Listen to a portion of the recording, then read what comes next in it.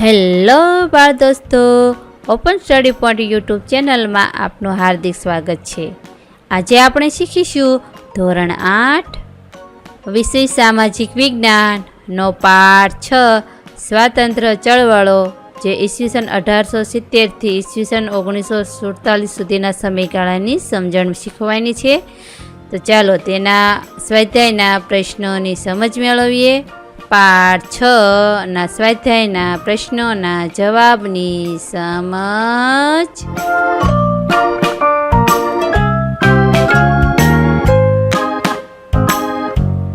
પ્રશ્ન 1, ખાલી જગ્યા પૂરો. ખાલી જગ્યા 1, બારડોલી સત્યાગ્રહ બાદ વલ્લભભાઈ પટેલ ખાલી જગ્યા તરીકે ઓળખાયા. તો એનો જવાબ છે સરદાર. બારડોલી સત્યાગ્રહ બાદ વલ્લભભાઈ પટેલ સરદાર તરીકે ઓળખાયા. ખાલી જગ્યા 2, ગાંધીજીએ ડુંગળી ચોરનું વિરુદ્ધ ખાલી જગ્યાને આપ્યું. તેનો સાચો જવાબ છે મોહનલાલ પંડ્યા. ગાંધીજીએ ડુંગળી ચોરનું વિરુદ્ધ મોહનલાલ પંડ્યાને આપ્યું. ખાલી જગ્યા 3, ચલો દિલ્હી સૂત્ર ખાલી જગ્યાએ આપ્યું. તેનો સાચો જવાબ છે સુભાષચંદ્ર બોઝ. ચલો દિલ્હીનું સૂત્ર સુભાષચંદ્ર બોઝે આપ્યું હતું. પ્રશ્ન 2, નીચેના પ્રશ્નોના જવાબ 1-2 વાક્યમાં લખો. સવાલ નંબર 1, મવાળવાદી નેતાઓમાં કયા કયા નેતાઓનો સમાવેશ થતો હતો? તો એનો જવાબ વ્યોમેશચંદ્ર બેનર્જી, દાદાભાઈ નવરોજી, ફિરોઝશાહ મહેતા, બદરુદ્દીન તૈયબજી, કેટી તેલંગ, ગોપાલકૃષ્ણ ગોખલે, દિનશા વાચ્છા વગેરેનો મવાળવાદી નેતાઓમાં સમાવેશ થતો હતો. સવાલ નંબર 2, ગાંધીજીએ રોલેટ એક્ટને કાળો કાયદો શા માટે કહ્યો? તો એનો જવાબ રોલેટ એક્ટમાં એવી જોગવાઈ કરવામાં આવેલ કે કોઈ પણ વ્યક્તિની કારણ આપ્યા વિના ધરપકડ કરી શકાય તથા ખાસ અદાલતમાં કામ ચલાવી તેને સજા કરી શકાય. લોકોના સ્વતંત્રતા પર કાપ મૂકતા આ કાયદાનો લોકોએ વિરોધ કર્યો, માટે ગાંધીજીએ આને કાળો કાયદો કહ્યો. સવાલ નંબર 3, ભારતના લોકોએ શા માટે સાયમન કમિશનનો બહિષ્કાર કર્યો? તેનો જવાબ આ સમયમાં સાયમન કમિશન ભારત આવ્યું, પરંતુ કમિશનના સભ્યોમાં એક પણ ભારતીય ન હોય. હિંદના લોકો અને પક્ષો દ્વારા તેનો બહિષ્કાર કરવામાં આવ્યો. સાયમન ગો બેકના નારા સાથે તેનો વિરોધ કરવામાં આવ્યો. સવાલ નંબર 4, ગાંધીજીએ અસહકાર આંદોલન શા માટે મોકૂફ રાખ્યું? તેનો જવાબ ઈસવીસન 1922માં જ્યારે ઉત્તર પ્રદેશના ગોરખપુર પાસેના ચૌરી ચૌરા ગામે ખેડૂતોના શાંત સરઘસ પર પોલીસે ગોળીબાર કરાતા રોષે ભરાયેલા ટોળાએ પોલીસ સ્ટેશન પર હુમલો કર્યો. પોલીસ સ્ટેશનને આગ ચાંપી, જેમાં 22 જેટલા પોલીસ કર્મચારી મૃત્યુ પામ્યા. આ સમાચાર ગાંધીજીને મળતા ગાંધીજીએ અસહકાર આંદોલન મોકૂફ રાખવાની જાહેરાત કરી. પ્રશ્ન 3, નીચેના પ્રશ્નોના ઉત્તર મુદ્દાસર લખો. હવે આપણે મોટા પ્રશ્નોની સમજ મેળવશું. સવાલ નંબર 1, ભારતમાં રાષ્ટ્રવાદના ઉદ્ભવ અને વિકાસ માટે કયા કયા પરિબળો જવાબદાર હતા? તેના જવાબમાં ભારતમાં રાષ્ટ્રવાદના ઉદ્ભવ અને વિકાસ માટે નીચેના પરિબળો જવાબદાર હતા. પહેલું, એક સુધી ભારતીય જનતાને અમે એક કરીએ. અમારા હિતો એક છે તેવો ખ્યાલ ન આવે ત્યાં સુધી તેમનામાં રાષ્ટ્રીય એકતાની ભાવનાનો ઉદય થાય નહીં. ભારતમાં આવી રાષ્ટ્રીય એકતાનો ખ્યાલ અજાણતા જ અંગ્રેજોએ આપ્યો હતો. અંગ્રેજ કંપનીએ દેશને એક હથ્થું શાસન નીચે આપ્યા બાદ દેશમાં સમાન કાયદાઓ અને સમાન વહીવટની શરૂઆત થઈ. આમ અંગ્રેજી શાસને અજાણતા લોકોમાં રાષ્ટ્રીય એકતાના બીજ રોપ્યા. બીજું, અંગ્રેજ સરકારની આર્થિક શોષણની નીતિના પરિણામે ખેડૂતો પાયમાલ થયા. અને ઉદ્યોગ ધંધા પડી ભાંગતા કારીગર વર્ગ બેરોજગાર થયો. આમ આર્થિક અસંતોષ અને અન્યાયની ભાવનાએ લોકોને અંગ્રેજ સરકાર સામે એક કર્યા. ત્રીજું, અંગ્રેજી કેળવણીના પરિપાક રૂપે ભારતમાં બુદ્ધિજીવીઓનો એક નાનો પરંતુ શક્તિશાળી વર્ગ ઊભો થયો. પાશ્ચાત્ય શિક્ષણે તેમનામાં સ્વશાસન અને સ્વતંત્રતાની ઝંખના જન્માવી, જેના કારણે શ્રેષ્ઠ વિચારકો અને નેતાઓ રાષ્ટ્રને મળ્યા. ભારતમાં અંગ્રેજી ઉપરાંત હિન્દી, ગુજરાતી, મરાઠી, પંજાબી, બંગાળી, ઉર્દૂ વગેરે ભાષાઓમાં ઘણું બધું સાહિત્ય રચાયું. આ સાહિત્યમાં રાષ્ટ્રવાદ, પૌરાણિક ગૌરવ અને વૈચારિક જાગરણને લગતા વિચારો પૂરતા પ્રમાણમાં રહેતા. રાષ્ટ્રવાદના વિકાસમાં જાગૃત વર્તમાનપત્રોનો ફાળો પણ ભૂલી ન શકાય. ચોથું, અંગ્રેજોના સમયમાં ભારતમાં પુરાતત્વીય સંશોધન થયા અને ભારતીય પ્રાચીન ગ્રંથોનો વિદેશી ભાષાઓમાં અનુવાદ થયો તથા આ સાથે ભારતના ભૂતકાળની ભવ્યતા વિશ્વ સમક્ષ પ્રગટ થઈ. આટલો ભવ્ય ભૂતકાળ ધરાવતી પ્રજા ગુલામ કઈ રીતે રહી શકે તે પ્રશ્ન પ્રજામાનસમાં ઘુમરાવા લાગ્યો. પાંચમું, અંગ્રેજોના સમયમાં તાર, ટપાલ અને રેલવેની શરૂઆત થઈ. એક પ્રદેશના લોકો બીજા પ્રદેશના લોકો સાથે સંપર્કમાં આવતા તેમનામાં રાષ્ટ્રીય એકતાના વિચારોને બળ મળ્યું. છઠ્ઠું, રાષ્ટ્રીય એકતાને વેગ આપનાર કેટલાક પ્રસંગો હતા, જેમાં હિન્દી સનદી નોકરીઓમાં ભારતીયો સાથે કરવામાં આવતો અન્યાય, લિટનનો પ્રેસ પર કાપ મુક્ત વર્નાક્યુલર એક્ટ અને હથિયારબંધી ધારો તેમજ રિપનના સમયમાં પસાર થયેલ ઇલબર્ટ બિલના પ્રમાણે ભારતીય ન્યાયાધીશ યુરોપિયન વ્યક્તિનો કેસ પણ ચલાવી શકે, જેનો અંગ્રેજોએ વિરોધ કર્યો. પરિણામે સરકારે આ વિધેયક પાછું ખેંચ્યું. આ બધી જ બાબતોએ ભારતીયોને રાષ્ટ્રીય એકતા માટે તૈયાર કર્યા. સવાલ નંબર 2, ભારતમાં થયેલ ક્રાંતિકારી પ્રવૃત્તિઓનો ટૂંકમાં પરિચય આપો. ભારતમાં થયેલ ક્રાંતિકારી પ્રવૃત્તિઓનો ટૂંકમાં પરિચય નીચે મુજબ છે.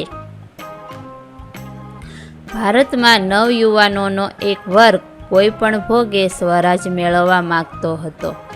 આ માટે તે હસતા મુખે બલિદાન દેવા પણ તૈયાર હતો. તે માતૃભૂમિ કાજે જાન આપવા પણ તૈયાર રહેતા અને જાન લેવાની પણ હિંમત ધરાવતા હતા. ભારતમાં ક્રાંતિકારી પ્રવૃત્તિની શરૂઆત વાસુદેવ બળવંત ફડકેએ કરી. વાસુદેવ બળવંત ફડકેએ પછાત જાતિઓને સંગઠિત કરી લડાયક તાલીમ આપી. મહારાષ્ટ્ર અને મુંબઈ ઇલાકાના ઘણા ભાગોમાં ભયંકર પ્લેગ રોગ ફેલાતા મુખ્ય પ્લેગ કમિશનર રેન્ડ અને તેમના મદદનીશો દ્વારા લોકોને ખૂબ પરેશાન કરવામાં આવ્યા. ત્યારે દામોદર ચાફેકર અને બાલકૃષ્ણ ચાફેકર બંધુઓએ રેન્ડની હત્યા કરી. વિનાયકે સાવરકરે ઈસવીસન 1900માં મિત્ર મેલા નામની ક્રાંતિકારી સંસ્થા સ્થાપી, જે બાદમાં અભિનવ ભારત તરીકે ઓળખાય. તેમનું પુસ્તક 1857 પ્રથમ સ્વાતંત્ર્ય સંગ્રામ પ્રકાશિત થતાં પહેલાં પ્રતિબંધિત થનાર વિશ્વનું પહેલું પુસ્તક હતું. તેમણે વિદેશમાં ક્રાંતિકારી પ્રવૃત્તિ ચલાવી અને જન્મટીપની સજા વહોરી. અંદમાન જેલમાં મોકલાયા, જ્યાં તેમની તબિયત બગડતા ભારતમાં નજરકેદ હેઠળ રખાયા.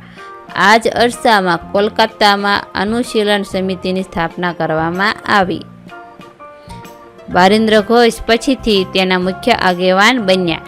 આ સંસ્થાએ પણ ક્રાંતિકારી સાહિત્ય, તાલીમ વગેરે દ્વારા ક્રાંતિકારી પ્રવૃત્તિનો સારો ફેલાવો કર્યો. ખુદીરામ બોઝ અને પ્રફુલ્લ ચાકીએ બંગાળમાં ક્રાંતિકારી પ્રવૃત્તિ ચલાવી.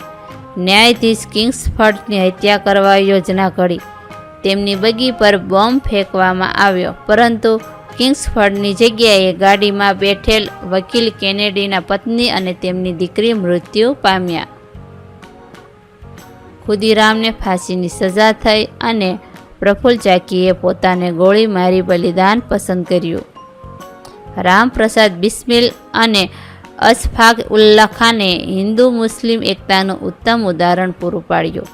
તેમણે કાકોરી ટ્રેન લૂંટની યોજનામાં ભાગ લીધો. ક્રાંતિકારી પ્રવૃત્તિઓ અને હથિયારોની ખરીદી વિનાયક દામોદર સાવરકર માટે નાણાંની આવશ્યકતા હોય કાકોરી ટ્રેનમાં અંગ્રેજ તિજોરીને લૂંટવામાં આવી. અશફાક, રામપ્રસાદ બિસ્મિલ, રોશનસિંહ અને રાજેન્દ્ર પ્રસાદ પકડાયા. તેમને ફાંસીની સજા થઈ. આ સમયે ક્રાંતિકારીઓ વચ્ચે સંપર્કનું માધ્યમ દુર્ગા ભાભી હતા. તેમણે મહિલાઓને ક્રાંતિકારી પ્રવૃત્તિઓમાં સક્રિય બનાવી. પોસ્ટરો ચોંટાડવા, પત્રિકાઓ વહેંચવી, અદાલતોમાં કેસ માટે નાણાં એકત્ર કરવા, બંદૂકો ચલાવવી વગેરે ક્રાંતિકારી પ્રવૃત્તિઓમાં ભાગ લીધો. ચંદ્રશેખર આઝાદ ક્રાંતિકારી પ્રવૃત્તિઓમાં બાળપણથી જ સક્રિય બન્યા હતા. કાકોરી લૂંટમાં પણ સક્રિય રહ્યા હતા. તેમણે પ્રતિજ્ઞા લીધી હતી કે જીવતે જીવ અંગ્રેજ સરકારના હાથમાં પકડાઈશ નહીં. ઈસવીસન 1931માં અલ્હાબાદના આફ્રેડ બાગમાં અંગ્રેજો સાથેના સંઘર્ષમાં પોતાની જ પિસ્તોલથી શહીદી વહોરી. આમ ભારતમાં નામી અનામી અનેક યુવાનોએ અંગ્રેજો વિરુદ્ધ ક્રાંતિકારી પ્રવૃત્તિઓ ચલાવી હતી. સવાલ નંબર 3. દાંડી કૂચ વિશે ટૂંક નોંધ લખો. ઈસવીસન 1930માં ગાંધીજીએ જાહેર કરેલ કે મીઠાઈના અન્યાયી કાયદાનો ભંગ કરવા તે યાત્રા કાઢશે. આ સમયે મીઠાના ઉત્પાદન અને વેચાણ ઉપર અંગ્રેજ સરકારનો એકાધિકાર હતો. મહાત્મા ગાંધી અને અન્ય રાષ્ટ્રીય નેતાઓનું માનવું હતું કે મીઠા પર વેરો નાખવો પાપ છે, કારણ કે તે આપણા ભોજનની પાયાની જરૂરિયાત છે. 12 માર્ચ 1930ના રોજ અમદાવાદના સાબરમતી આશ્રમથી પોતાના સાથીદારો સાથે દાંડી યાત્રાની શરૂઆત કરી. 370 કિમી જેટલી કૂચ કરી અસલાલી, બારેજા, નડિયાદ, આણંદ, રાસ, જંબુસર, સુરત, નવસારી જેવા નાના મોટા ગામો શહેરોમાં સભા ભરી અને 5 એપ્રિલના રોજ સૌ દાંડી ગામે પહોંચ્યા. 6 એપ્રિલ સવારે ગાંધીજીએ દાંડીના દરિયા કિનારે મીઠું હાથમાં લઈ મીઠાના કાયદાનો ભંગ કર્યો અને આ સાથે જ સવિનય કાનૂનન ભંગ લડતનો પ્રારંભ થયો. દાંડી સાથે મીઠાઈના કાયદાનો ભંગ કરવાનો સવિનય સત્યાગ્રહ અનેક ભાગોમાં શરૂ થયા. ગુજરાતમાં ધરાસણા સત્યાગ્રહની દાંડીકૂચ જાહેરાત ગાંધીજીએ કરી ત્યારે 5 મે 1930ના રોજ તેમની ધરપકડ થઈ. તેમને યરવડા જેલમાં મોકલવામાં આવ્યા. ગાંધીજીની ધરપકડ થતાં સત્યાગ્રહની આગેવાની અબ્બાસ સાહેબ તૈયબજીએ લીધી. તેમની પણ ધરપકડ થતાં સત્યાગ્રહની આગેવાની સરોજિની નાયડુએ લીધી. ધરાસણા ઉપરાંત વિરમગામ, ધોલેરા, સુરજકરાળી, વડાલામાં મીઠાનો સત્યાગ્રહ થયો. સવિનય કાનૂનન ભંગ લડતમાં સ્વદેશી વિદેશી કાપડનો બહિષ્કાર, મહેસૂલ સહિતના કરવેરા ન ભરવા, દારૂબંધી, દારૂના પીઠા પર પિકેટિંગ, અસ્પૃશ્યતા નિવારણ વગેરે કાર્યક્રમો કરવામાં આવ્યા, જેમાં ખેડૂતો, આદિવાસીઓ, સ્ત્રીઓએ મોટી સંખ્યામાં ભાગ લીધેલ. સરહદ પ્રાંતના વિસ્તારમાં સરહદના ગાંધી ખાન અબ્દુલ ગફાર ખાનની આગેવાની નીચે ના કરની અહિંસક લડત આપવામાં આવી. અંગ્રેજ સરકારે હજારો સત્યાગ્રહીઓની ધરપકડ કરી આંદોલનને દબાવવા પ્રયત્ન કરેલ હતો. સવાલ નંબર 4. હિન્દ છોડો આંદોલન વિશે માહિતી આપો. વિશ્વયુદ્ધ ચાલુ હતું તે સમયે સરકારની મુશ્કેલીઓમાં વધારો ન થાય તેથી વ્યક્તિગત સત્યાગ્રહ શરૂ કરવાનું નક્કી કર્યું. પ્રથમ વ્યક્તિગત સત્યાગ્રહી તરીકે વિનોબા ભાવેની પસંદગી કરવામાં આવી. ઈસવીસન 1942માં બ્રિટિશ સરકારે હિન્દને મનાવી લેવા માટે કિપ્સ મિશન મોકલ્યું. પરંતુ ક્રિપ્સ મિશન ભારતીયોની સ્વતંત્રતાની માંગને સંતોષી શકે તેમ ન હોવાથી નિષ્ફળ ગયું. પ્રજામાં અંગ્રેજ સરકાર પ્રત્યે અસંતોષ વધતો જતો હતો. 8મી ઓગસ્ટ 1942માં મુંબઈમાં મળેલી કોંગ્રેસની મહાસમિતિની બેઠકમાં અંગ્રેજોને ભારત છોડી દેવા ઐતિહાસિક હિંદ છોડોનો ઠરાવ પસાર કરવામાં આવ્યો. 9મી ઓગસ્ટે વહેલી સવારે ગાંધીજી, વલ્લભભાઈ પટેલ, જવાહરલાલ નહેરુ, મૌલાના આઝાદ ઉપરાંત દેશના આગેવાન કોંગ્રેસી નેતાઓની ધરપકડ કરવામાં આવી, જેનાથી લડત વધારે ઉગ્ર અને વ્યાપક બની. ખેડૂતો અને વિદ્યાર્થીઓ મોટી સંખ્યામાં આ લડતમાં જોડાયા. દેશભરમાં સરકારી મકાનો, રેલવે અને તાર ટેલિફોનના માધ્યમોને ભારે નુકસાન પહોંચાડવામાં આવ્યું. દેશના ઘણા વિસ્તારોમાં હડતાલો પડી. લડતને વ્યાપક બનાવવા દેશના ઘણા વિસ્તારોમાં લોકોએ પોતાની રાષ્ટ્રીય સરકારોની રચના કરી. અંગ્રેજોએ આ આંદોલનને કચડી નાખવા દમનકારી પગલાં ભર્યા. ઈસવીસન 1943ના અંત સુધીમાં મોટા પાયે સ્વાતંત્ર્ય સેનાનીઓની ધરપકડ કરવામાં આવી. અનેક લોકોએ લડતમાં જાન ગુમાવ્યા. આ લડતથી અંગ્રેજ સરકારને ખાતરી થઈ ગઈ કે હવે લાંબા સમય સુધી ભારતના લોકોને પરાધીન રાખી શકાશે નહીં. આ વિડીયો નિહાળવા બદલ આપનો ખૂબ ખૂબ આભાર અને ઓપન સ્ટડી પોઈન્ટ ચેનલ તરફથી વિડીયો નિહાળવા બદલ આપનો આભાર. આવા બીજા વિડીયોઝ નિહાળવા માટે અમારી YouTube channel open study point અત્યારે જ સબસ્ક્રાઈબ કરો.